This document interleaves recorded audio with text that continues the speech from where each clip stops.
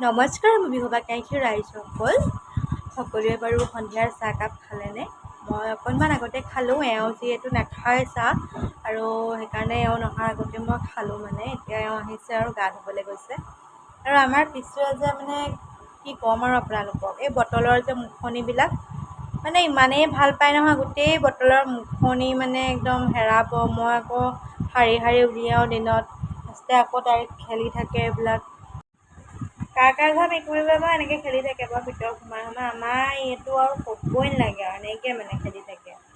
এনেকৈয়ে খেলি থাকে আকৌ এনেকৈ। এয়া দেখিছেনে, কথাটো ক'বলৈ লাজ পালে ধৰিবলৈ আহিছে।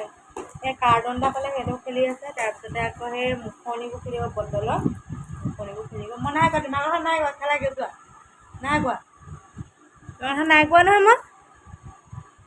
বাহিৰলৈও যায়, আমাৰ জেকৰ লগতো খেলে, কিন্তু ভিতৰত যেতিয়া সন্ধিয়া সময়খিনি ভিতৰত থাকে ন, এইখিনি সময়ত ইমানেই খেলি থাকে। এতিয়া নাই, এয়া এই কাৰ্টুনটো খেলি আছিলে, কাৰ্টুন একদম এইটো কাৰ্টুন খেলিলে, তাৰপিছতে বটলৰ মুখনি লৈ এতিয়া গৈ সেই পাকঘৰ পালেগৈ।